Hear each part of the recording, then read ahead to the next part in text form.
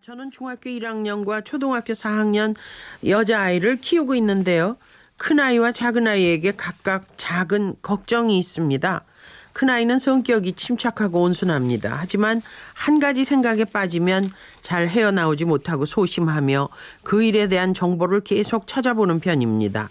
특히 스마트폰으로 여러 정보를 알아가면서 SNS로 여러 사람의 이야기를 듣는 경우가 많은데요.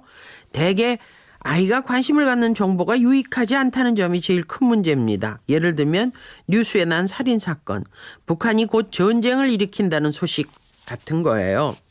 아이가 초등학교 1학년 때는 이런 일도 있었어요.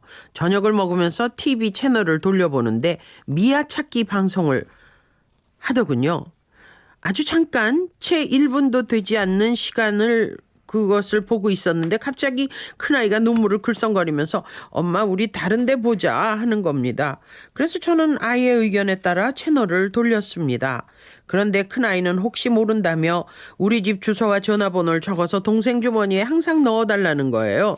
자기는 다 외우고 있어서 괜찮은데 동생이 걱정이라면서. 저는 큰아이가 동생 생각하는 마음이 착해 칭찬을 해주면서 알았다고 했죠. 그런데 그 뒤로 같은 얘기를 또 하고 생각날 때마다 엄마 동생 주머니에 주소랑 연락처 적은 거 넣었어? 하고 되물었습니다. 요즘은 아이의 관심사가 북한으로 바뀌면서 하루에도 몇 번씩 전쟁이 나서 우리 가족 4명 중에 1명만 살아남으면 어떡하냐며 불안해합니다. 반면에 초등학교 4학년인 둘째는 성격이 활발하고 적극적인 성격입니다. 학교나 학원에서 지적받는 일이 한 번도 없는 아이인데요. 주사 맞는 걸 너무도 싫어하고 무서워합니다. 한 번 주사 맞추려면 어른 4-5명이 아이를 잡아도 힘이 듭니다. 그래서 밀려있는 예방접종이 많은 상태죠. 거기다가 다른 동물은 괜찮은데 물고기의 눈을 무서워해요. 마트에 가면 수상 코너를 지나가지 못할 정도인데 우연히 TV를 보다가 물고기가 나오면 깜짝깜짝 놀라고 소리를 지르며 고개를 돌려버립니다. 사실 집에서 열대어를 키운 적이 있었거든요. 그런데 그때 열대어를 키우면서 아이가 물고기 눈에 관련해서 무슨 충격을 받거나 그런 일은 단 한 번도 없었습니다. 물론 물고기 관련 악몽을 꿨다는 얘기도 없었고요. 또 작은 아이는 큰 소리에 많이 예민한 편인데 극장이나 공연장에 가면 귀를 막아요. 불꽃놀이에 가도 그러는데요. 얼굴은 웃고 있으면서도 엄마 무서워 그럽니다. 생일 때는 폭죽도 못 터뜨리게 하고요. 제가 어떻게 해야 큰 아이의 불안감을 없애주고 작은 아이 주사를 제대로 맞힐 수 있을까요? 도와주세요 그러셨습니다. 예, 서천 선생님 말씀이 불안감이 좀 더 강한 아이가 있고 없는 네. 아이가 있다고 말씀하셨는데 네. 그 불안감은 네. 타고나면서 갖게 되는 건가요? 아니면 이런 어떤 뉴스라든가 이런 정보를 접하게 되면서 그게 증폭이 되는 건가요? 타고난 기질이 기질 불안을 자체가. 많이 느끼는 사람이 있고 네. 네. 불안을 별로 안 느끼는 사람이 있죠. 또 성장 초기 아동기 아까 우리 어린이집 얘기했지만 네. 그런 식의 경험을 어린 시절에 하면 당연히 불안을 많이 느끼는 아이로 그렇겠군요. 성장할 수도 있겠죠. 예. 그런 식으로 이런 초기 양육 경험이나 네. 타고난 기질 이런 것이 네. 다 영향을 미치는데 지금 이 두 아이가 동시에 좀 불안이 많은 네. 아이인 것 같아요. 네. 그래서 근데 이제 아주 또 심각한 정도는 아니에요. 아주 심각하면 뭔가 그 전에 대책을 냈을 텐데 네, 네. 그 아이도 다른 전반적인 생활은 괜찮은데 걱정거리가 생기면 거기에 자꾸 매이는. 네. 근데 그 걱정을 하느라 생활 자체가 어려운 정도가 되면 우리가 적극적으로 개입을 하죠. 네. 네네. 네. 근데 얘는 그 정도는 아니고 생활을 그러네요. 잘하고 친구 관계도 괜찮고 자기 관리도 잘하고 그러는데 걱정이 하나 들면 그걸 좀 많이 생각하나 봐요. 그걸 어머님이 갑자기 바꿀 수는 없습니다. 예. 갑자기 바꿀 수는 없고 한번 근데 이제 제가 어머님한테 이 불안을 줄이는 방법에 대해서 일일이 다 설명할 수는 없고 어머님이 네. 한번 이 불안한 아이들을 어떻게 지도하면 되는지 책들이 좀 나와 있어요. 그래요? 제가 책을 하나 좀 권해보고 싶어요. 네. 로버트 코엔이라는 분이 쓴 책인데 네. 엄마는 아이의 불안을 모른다 이런 책이 있어요. 엄마는 아이의 불안을 모른다는 책이 네네. 있는데 아주 자세하게 그래요? 아주 자세하게 이런 불안한 아이를 어떻게 도울 수 있는지 네. 도울 수 있는지에 대해서 좀 잘 써 있어요. 그렇기 네. 때문에 보시고 한번 참고하시면 도움이 될 텐데 네. 제가 이제 가장 중요한 부분을 얘기 드리면 애가 불안해하면 부모님들 중에 뭐가 불안하냐? 뭐가 불안? 그게 뭐가 걱정이 예. 돼? 뭐 이렇게 얘기하시는 그런 분이 분들 많거든요. 계시죠. 예. 그러면은 일단 대화가 안 됩니다. 그렇죠. 네. 대화가 안 돼. 우선은 애는 진지하게 불안한 거고 인정하고 들어가야죠. 진지하게 불안한 것도 인정하고 공감하면서 야 그렇게 너 걱정되고 불안한 걸 엄마한테 말해줘서 고맙다. 너 불편한 마음을 또 얘기 안 하는 친구도 있는데 넌 얘기해줘서 고맙다고 예. 네. 아이가 네가 그렇게 불안하구나. 너 그런 걱정을 하는구나. 이렇게 인정하고 공감하면서 대화를 시작해야 되는데 네. 아닐 거다. 너 왜 그러냐. 뭐 또 남자애면 사내 자식이 왜 그러냐.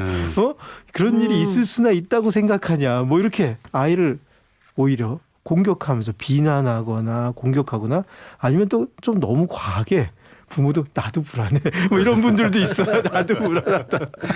이러면 말은 안 해서 그렇지. 나도 불안하다. 이러면 좀 답이 없죠, 이제. 그렇죠. 예. 제일 중요한 거는 뭐가 걱정할 이유가 있냐라고 얘기하는 게 아니라 그래, 넌 걱정이 많이 되는구나. 근데 나는 걱정을 안 해. 나는 안 한다. 네. 부모의 그런 네. 마음을 그냥 있는 그대로 담백하게 보여주는 게 제일 좋아요. 네. 그럼 애는 엄마는 걱정을 안 하지? 내 걱정을 이해는 해주면서 자기는 걱정을 안 하는구나. 걱정을 안 할 수도 있는 거구나. 네. 다른 방법이나 다른 길이 있구나라고 생각하니까 조금 애가 다른 걸 좀 찾아보려는 마음을 갖게 되거든요. 그럴 네네. 때 이제 아이하고 그런 걸 제가 해봐요. 불안한 생각을 목록을 적은 다음에 네. 그 생각을 이길 수 있는 최고의 방법을 한번 생각해 보자. 네. 아. 예. 그 최고의 방법을 생각해 보자고 해가지고 자꾸 불안에 싸우는 것도 해보고 또 여러 가지 게임 같은 게 있어요. 아이한테 불안을 너한테 자꾸 만드는 네 마음속에 불안을 만드는 스파이가 있는데 그 스파이를 어떻게 따돌릴까? 네. 스파이를 따돌리는 방법을 한번 생각해 보자.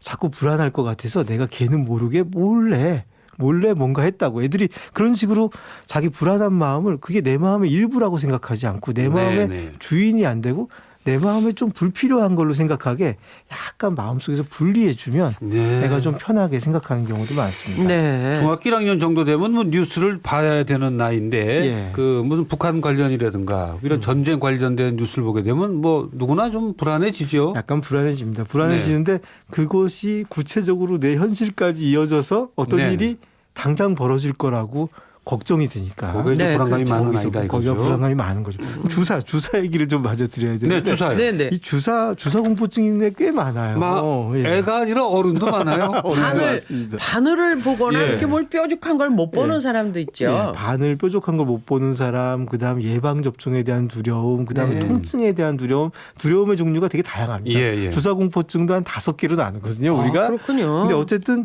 주사 공포증을 할 때 절대 해서는 안 되는 말 3가지가 있어요. 뭐가 있습니까? 첫 번째는 이거 절대 안 아프다. 이거 거짓말이죠. 예. 거짓말. 네네네. 네. 아프다고 했는데 예. 좀 이따 진짜 아프면 이제 속이는 게 되지 않겠습니까? 그렇죠. 안 아프다고 두 번째는 했는데. 사내 자식이 돼서 이 정도 용기는 있어야지. 이것도 안 좋습니다. 그런 식도 안 좋고 세 번째로 네. 너무 아프게 해서 미안해. 엄마가 너 너무 아프게 해서 주사 놔서 너무 아프게 해서 미안할 일은 아니잖아요. 이게. 그렇죠. 예. 미안할 일은 아니고 지금 아프지만 당연히 해야 될 일 아닙니까? 아프지만 당연히 너가 건강하려면 이건 해야 된다. 네네. 약간 아프지만 당연히 해야 한다는 자세로 가지면서 그 순간은 자꾸 기분 전환을 시켜야 돼요. 네. 예를 들어서 요즘은 좀 스마트폰 나와서 쉬워졌는데 아주 애가 좋아하는 동영상을 보게 하면서 자꾸 주의 전환을 시키면서 순간적으로 놓으면 됩니다. 예. 순간적으로 놓고 울 것 같을 때 애가 제일 좋아하는 먹을 걸 준다든지 그다음에 아이스크림 먹으러 가자 하면서 바로 기분 전환을 빨리 시키면 됩니다. 네네. 그러고 나서 기분이 빨리 전환되면 나중에 야, 너 오늘 주사 굉장히 잘 맞았다. 그 칭찬으로. 굉장히 잘 맞았고 금방 이겨냈네. 그러면 나 금방 이겨낼 수 있구나라고 애가 느끼면서 주사 공포증이 조금씩 예. 줄어들거든요. 우리가 쉽게 하는 얘기 중에 주사 맞으러 데리고 들어가서 저 말 안 들으니까 아주 큰 놈을 하나 놔주세요. 어렸을 때 맨날 그랬죠. 그건 어때요? 오히려 공포를 자극하는 거죠. 그렇습니까? 오히려 공포를 자극해서 보통 애들은 괜찮지만 더 안 좋기 때문에 소아과 선생님들 중에 잘하시는 분들은 네. 막 아이한테 막 여러 가지 막 게임을 하듯이 막 뭔가를 눈앞에서 막 어떤 네. 분은 막 휴지를 막 던져요. 네. 애가 막 그걸 막 보고 있잖아요. 그다음에 손으로 막 다리를 양쪽을 막 탁탁탁 쳐요. 그럼 뭐 하는가 싶을 때 갑자기 주사를 딱 놓습니다.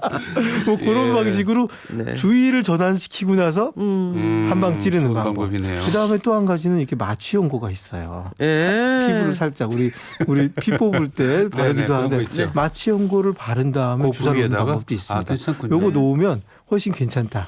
예. 이렇게. 어른도요, 그 침 맞으러 갔는데 그 한의사 선생님이 들리든 말든 저 침 좀 큰 걸로 가져와봐.